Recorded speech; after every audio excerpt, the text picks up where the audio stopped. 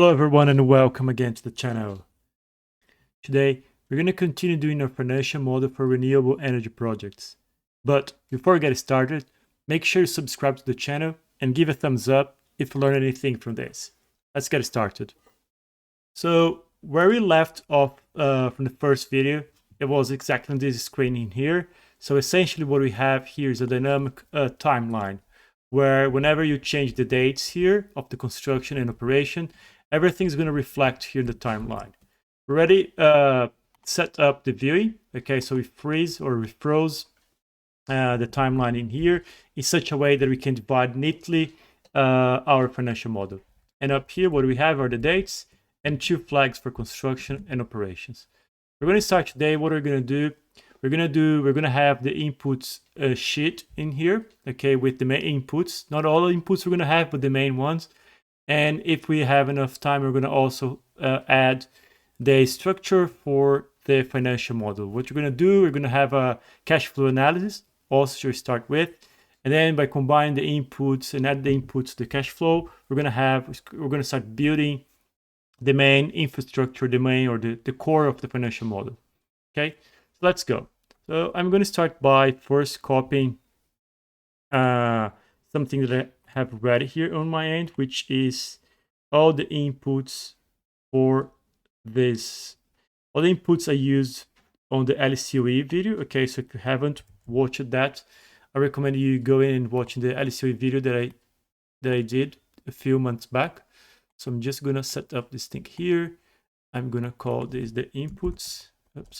Here, inputs, and I'm gonna just copy the inputs, and I'm gonna put this in here. Okay, I'm gonna make it bigger. Okay, so that's what we have. So I don't need everything in here, so I'm gonna delete a few things in here because in the LC model, if you recall, we had batteries plus PV, and the idea of this financial model is to have only the PV or wind, whatever you want, only the generation in here. So I am going to get rid of this. I don't think I also need this one in here, so I'm just going to delete this. PV, OPEX, okay, so we don't need anything for the battery, so we can also delete that. Oops, sorry, I'm just pressing the wrong button. Okay, and economics, okay, that should be enough. So we can start with this one here, okay, and let me see what we have here. So this is the sheet one. I'm gonna call this the calculation. Okay, so calculation, that's what we have in here. We have the style in here already. Okay, cool. So we have already our inputs in here. So everything's already styled or styled here. Okay, so basically what we're gonna do, we're gonna use always the input sheet. Whenever we have to hard code numbers or information into the model, we're gonna use this style here. Let me see if we have that ready in here already. So that's what we have in here. So maybe we can change, just make it a bit more clean and nice and neat.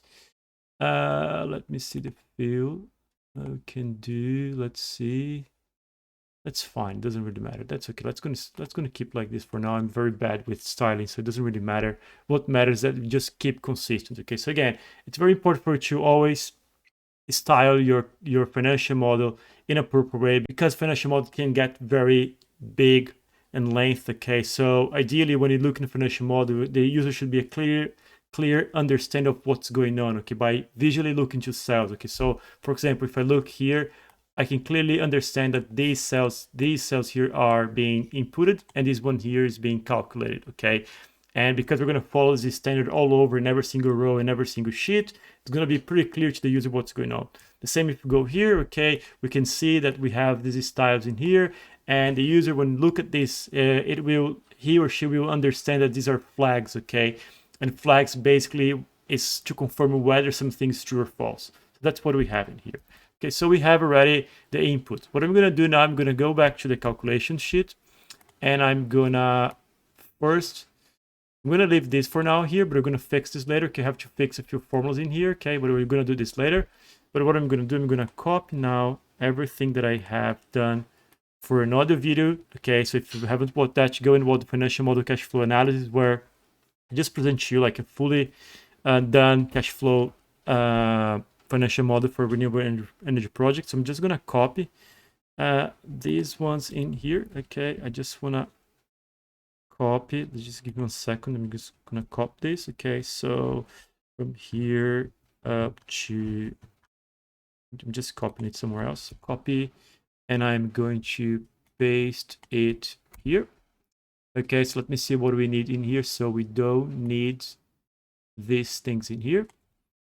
I'm gonna just press Ctrl+C. Okay, cool. So we have everything in here now. So we have the timeline, which is always in the header, and then this is basically the cash flow structure. Okay, and the way I'm gonna set up this cash flow structure in here, essentially I have the main calculations where we have production, investment, okay, the capex, and that is broken down into construction and funding. Then we have the operating activities. We're gonna have EBITDA, the cash flows. Okay, so we're gonna calculate the cash flows. We're gonna start adding an infrastructure for the debt in here. Okay, even though we're not gonna work with the circularities yet, but we're gonna have the structure in here.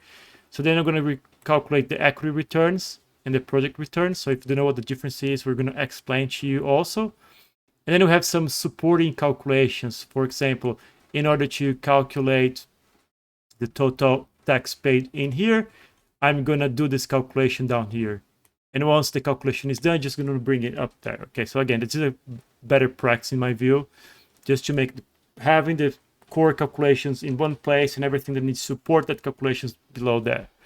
Okay, we also have tax calculations for geared and ungeared project. Okay, we're going to discuss what that is too, depreciation, and last we're going to have the debt calculations here. And here just also calculate something like LCOE and LPPA, just to have some metrics already for our model. Okay, so that's the goal. Let's see if we can do everything today. Okay, so we have it in here. Let me go back here and see what we have. So we have the dates in here. So the first thing I'm going to do, I'm going to fix these numbers in here, okay, because these are inputs to the model. Okay, so essentially the way it is here right now, these are inputs. So every single input of the model should be in the input sheet. Okay, so every single one. So we're going to fix this one in here right now. And then also we're going to fix this quarter number in here because it is not supposed to be in here. Let's go back to the inputs. Okay, so where let me go here. I just want to copy this. Okay, so I'm going to copy and I'm going to transfer this right here. And I want to paste this in here. Okay, so what's going on here? So copy. I'm going to paste it in here. Yeah, copy and paste. So essentially, okay, how it works. Okay, so our model start date is 31st of December 2022. That's the date we have in this particular cell here. So I'm going to start already naming cells. Okay, that's another best practice to you because it's much easier to look in the model later on and refer to a cell named with something rather than to a reference to the number and row, the column and row. Okay, so this is going to be our model start date. Okay, and the construction period starts 1 day after that date. Okay, so we're going to refer back here. So you can see here already we have the model start date +1. Okay, so another important thing about the model start date in the models I do, this date is always the date that we're going to NPV or evaluate our cash flows. Okay, so essentially when I'm going to do the NPV or RRR, but mainly the NPV, everything's going to be referred back to the 31st of December 2022. Okay, that's essentially the day before the first dollar going to spend in the project. Okay, so that's why this date is important, and also the date we're going to start the construction. Okay, and I'm going to name this cons start date. Okay, so that's the first one, and here we have the cons end date. Okay, cool. So we have these names in here, so everything's correct. So this is also a hard code number, but I don't want this to be a hard code number. Neither this one here. So this should be what? This should be, because we're going to have 4 quarters in the construction period as in here, we can calculate this, right? So this is going to be equals what? It's going to be end of the month, the start date times the number of the months, right? So the number of months are 12, right? So again, we should never ever have hard code numbers into formulas. Okay, we should always break this down as much as possible. So we have quarters in here. Okay, so it's going to be equals to, sorry, I just made a mistake. So it's going to be equals to this, which is quarters, but we need 4 quarters. Everything should be in months because the end of the month formula requires months. as in here, times 3. Okay, so we have the right dates in here. No, we don't. Why? So there's one reason, because why don't have the dates. So essentially we have 1st of January here, and here, because we have 4 quarters for the construction period, that should be 31st of January.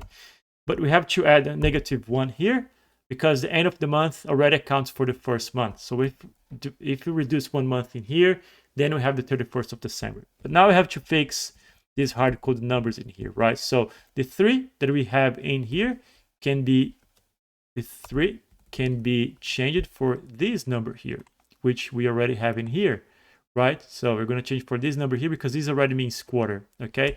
But before doing that, I'm going to get rid of this thing here. I'm going to paste it somewhere else. I'm going to create a new sheet. I'm going to bring it here. It's going to be tech sheet, basically, okay, or tech. Let me format this the way I like it. So I'm going to reduce here. Okay, this is technical parameters. Okay, I'm going to also come here and copy this. I'm going to copy this here. Okay, I'm going to increase this here. So what I'm going to basically do here, I'm going to save here all these technical parameters that we need to use in the model. Okay, and the first one that we're going to need is this one in here, okay, because you will understand what I mean here. So I'm going to just paste in here. So quarter, okay, or months and quarter. Months in quarter equals 3, right? So this is an input. So let me fix this cell input, and I want to comma 0. So this is going to be my units. Okay, so these are units column. So let me just fix that in here. Okay, so essentially what I'm doing here, say there are 3 months in each quarter, and I'm going to name this cell here months in quarter, right? So that, as I did it here, now I come here, and what I'm going to do here, I'm going to change this number 3 here to be months in quarter, as you can see there. I'm going to press enter, right? So we have here, I'm going to press F2. Now it's pretty easy to understand what's being calculated here in the formula. We have the first date as being the construction start date. We multiply this for 4 quarters, and then multiply by months in a quarter. So we have everything in months, and we're reducing 1. The question is, should we change this 1 here from the formula? And the answer is no, okay? So because you often have to multiply things by 1, by -1, or add and reduce by 1 and 0, you're allowed to have these numbers in formulas, okay? So another case we're going to do, we're going to essentially have, let's say we have this number here, okay, multiplied by -1, okay? Sometimes you need just to reduce instead of adding, so that's, we're going to have these things in there, okay? Or you want to verify if something is true or false, you can also multiply by 0, 1, even though in this model here, as we're using this standard here, I'm going to use true or false, okay? Because true basically means 1, false means 0, okay? So that's already accounted for. So we have a formula in here. Now we have another formula in here, and this is also, we have a formula, but we have to change it because we have hard-coded numbers in here, right? So this is means like 30 years times 20 months, okay? But we're going to change this for 25 years now. And at 12 we're going to change, but we're going to also add this 12 in here, which means months in year, okay? So that's a number that's going to be 12, and instead of months in quarter, it's going to be months in year. So months in year. Okay, so we have it here. So now when I come back here, I can click here and change this for months in year. Okay, so we have here 31st of December. Let me just put 30 years in here. Sorry. Let me just put 30 years in here. And we have 31st of December. 2 more comments in here in terms of styling. Okay, as you can see here, I have quarters in these cells here. Okay, and years. Okay, so the way we do it, okay, you just press Ctrl 1, comes to numbers, and you click in custom. So you can see here how this is styled. Okay, so that's how we do it, so that it can show up in the cell here, the quarters, okay? We just have a number in the cell, okay? So if you click here, what we have is a number, but the way it's going to show up to you is like 4 quarters, okay? So in here, you can put date. I'm going to put like date. Sorry, we already have, sorry, that's already accounted for. So here we have these things in here, okay? And here we have interval between periods. I'm going to put 1 quarter, okay? And I'm going to also name this interval period. Let me change. Yeah, let's say interval period. Okay, so I'm going to name it because we're going to need it somewhere else. So let's go back now here. Okay. Oh, sorry, there's one more thing to be done here because these are calculated formulas in sheet calculated formulas. What I'm going to do here, I am going to set this as F in sheet. Okay, so these are formulas calculated in sheet. Okay, so the same way it is in here. So everything's fine. Just make sure you also have the dates formatted as in here, okay, where the months are in written formats, not in numbers, okay? So now we're going to go back in here. What are we going to say? We're going to change this. Now we're going to refer these cells here back to the ones in the input, okay? And now because we named them, it's very easy, okay? So we're going to delete this. So construction is going to be equals to cons start date. This is going to be equals to cons end date. This is going to be equals to ops. Oh, I didn't name them. Okay, so let's going to name them now. So we're going to name this here. This is going to be ops start date. And this is going to be ops end date. Okay, so going back here, equals ops start date and equals to ops end date. Okay, so we have everything named. As you can see here, the formula refers back to a cell, a named cell. Okay, so you don't know which cell it is, but if you press Control bracket back, it just refers back there. Okay.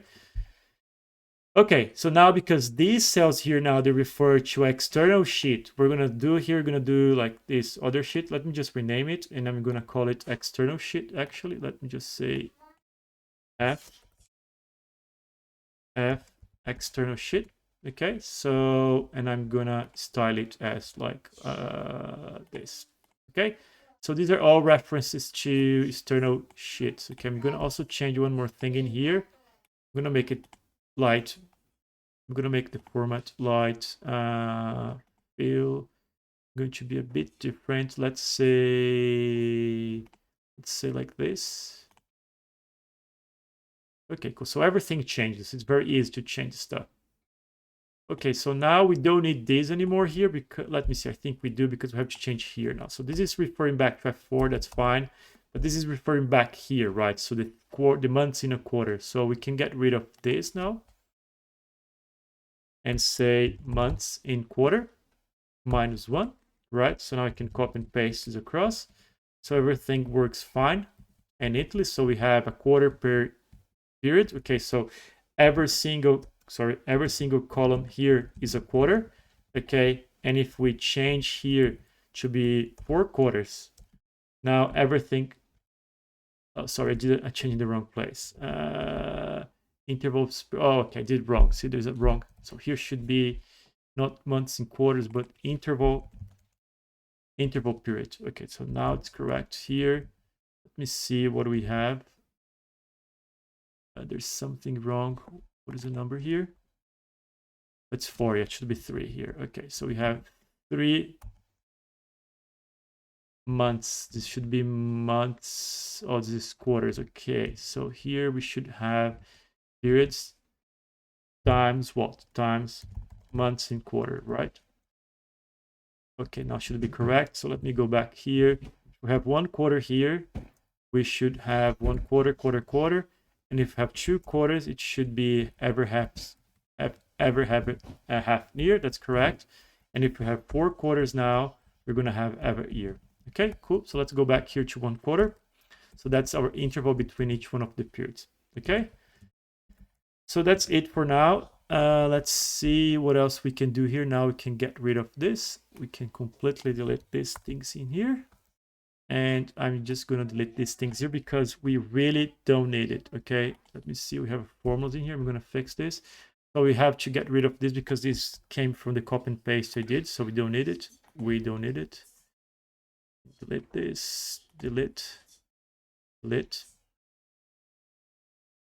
Okay, so everything's deleted in here. I can leave this here. And delete. We can delete this. We can delete. And delete in here. Okay, and now what I want to do, I just want to, I can delete these things in here. Oops, okay, and let me see if we have the infrastructure here. Okay, so this is here as a sum. Okay, we're gonna use this later. You're gonna see why. So I'm gonna leave in here for now. Again, if you don't understand what it is in here, there's two things you can do. You can either watch some of the previous videos that I did, particularly the one on LCOE, or you can just wait and see how it goes in the next videos, okay? So that's it for now. Next video, what we're gonna do, we're gonna fill out, we're gonna grab the information that we have here in the input sheet, and we're gonna bring here to our cash flow statement, okay? So hope you have enjoyed. Please give a thumbs up, subscribe to the channel, and see you soon.